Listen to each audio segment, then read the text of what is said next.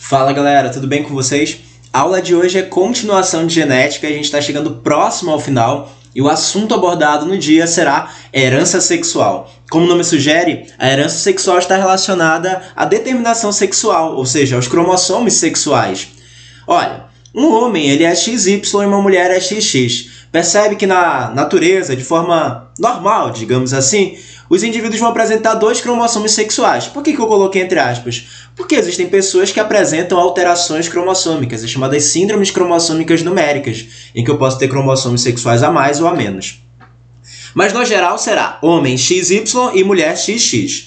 Os cromossomos X e os cromossomos Y são diferentes.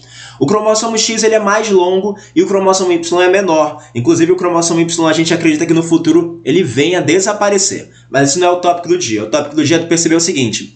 Vão existir características em Y que não existem em X. E vão existir características em X que não existem em Y. E esse é o princípio básico da herança sexual. Eu tenho, então, porções em X que não apresentam homologia em Y. E eu tenho características em Y que não apresentam homologia em X. Dessa forma, vão existir dois tipos de herança relacionados ao X e ao Y. A restrita ao sexo e a ligada ao sexo.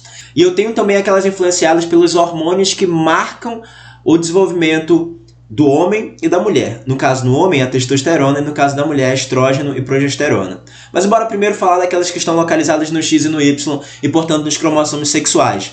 Lembrando, não erra, que cromossomo sexual pode ser chamado também de alossomo. A primeira herança que a gente vai estudar é a herança restrita ao sexo. A herança restrita ao sexo está localizada no cromossomo Y. E o que tem que saber a respeito disso é que se está no Y, ocorre apenas em homens. Ocorre apenas em homem, porque apenas homem vai apresentar o Y. Dessa forma, então, quando eu olhar um heredograma e nesse heredograma apenas os homens são afetados, eu já suspeito que é uma herança restrita ao sexo. Novamente, então, herança restrita ao sexo é aquela que está localizada no cromossomo Y e vai ocorrer apenas em homens, tá? O Y determina a presença, né, a existência do sexo biológico masculino na nossa espécie. Gente, coisas importantes, tá? Coisas muito importantes. Qual que é o exemplo de herança restrita ao sexo? Nesse caso, a gente tem a hipertricose auricular, que é uma herança em que o homem vai ter a presença de vários pelos aqui na região da orelha, beleza? A herança ligada ao sexo é de longe a mais comum de aparecer no vestibular e a herança ligada ao sexo ela está localizada no cromossomo X. E se está em X, pode ocorrer tanto em homens quanto em mulheres. Então a herança ligada ao sexo ocorre em homens e em mulheres. Paulo, vai ocorrer mais em homens ou mais em mulheres? Vai ocorrer mais em homens se for de caráter recessivo e mais em mulheres se for de caráter dominante, porque essa herança ligada ao sexo pode ser recessiva ou dominante. Então, olha, vou colocar aqui exemplos de heranças ligadas ao sexo de caráter recessivo que tu precisas conhecer, que são as importantes para o dia da prova. Eu vou ter aqui o daltonismo que é a incapacidade de perceber algumas cores. O evento de não perceber essas cores ocorre por defeitos nas células do tipo cones presentes na retina. Existe uma outra doença também que é a hemofilia. A hemofilia ela vai causar sangramentos, eu não consigo parar os sangramentos. E aí alguns alunos falam, se não para o sangramento é problema em plaqueta. Não, porque para fazer coagulação não depende apenas de plaqueta.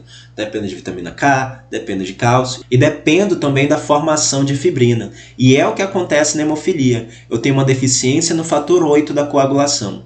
Eu tenho também como exemplo de herança recessiva ligada ao sexo a distrofia muscular de Duchenne, tá?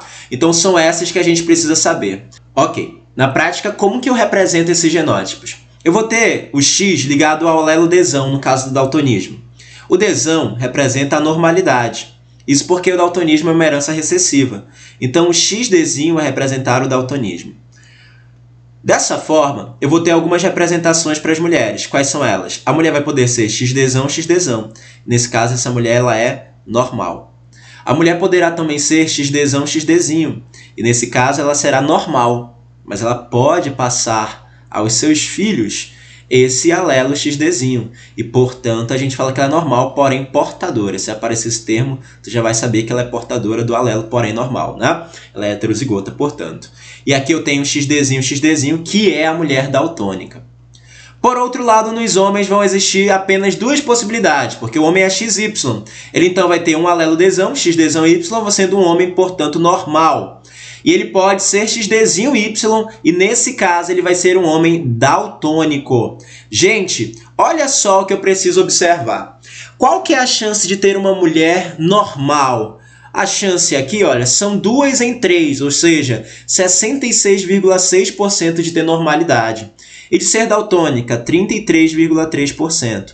Já para os homens, ou é normal ou é daltônico, então 50% para cada. Percebe que a chance de ser daltônico, então, é maior nos homens do que nas mulheres no caso de uma herança recessiva. Se fosse dominante, a chance seria maior nas mulheres, tá bom? Dessa forma, guarda quem são aquelas heranças recessivas ligadas ao sexo, portanto localizadas no cromossomo X. São daltonismo, hemofilia e distrofia muscular de Duchenne. Já a herança influenciada pelo sexo, ela é influenciada pela presença dos hormônios sexuais, pelos hormônios androgênicos. E esses hormônios vão ser caracterizados principalmente, como a gente conversou, pelo estrógeno, a progesterona e a testosterona. O melhor caso, o melhor exemplo de herança influenciada pelo sexo é a calvície. Olha, não vai errar. A herança influenciada pelo sexo é influenciada pelos hormônios, não está nos cromossomos sexuais. E nesse caso aqui, olha aqui. Eu tenho um homem calvo sendo Czão ou Czzinho. E nesse caso, para ele ser não calvo, ele deve ser Czinho. O alelo se manifesta tanto em homozigose quanto em heterozigose para a calvície. Então, no homem, a calvície tem um caráter dominante. E não ser calvo tem um caráter recessivo. Na mulher, por sua vez, eu só tenho Czão como representação da mulher calva. Czinho e Czinho representam mulheres não calvas. Ou seja, o alelo, nesse caso aqui, para não calvície, apresenta uma relação de dominância. Por quê? Porque nesse caso, eu tenho a heterozigose e a homozigose representando a não calvície, né? Características de dominância. Então percebe que no homem varia, é um caráter dominante, enquanto que na mulher é um caráter recessivo. O que faz essa diferença acontecer? A diferença acontece em virtude dos hormônios. Resumão da história é esse. Agora a gente vai para a prática, vai praticar os exercícios. Até daqui a pouco.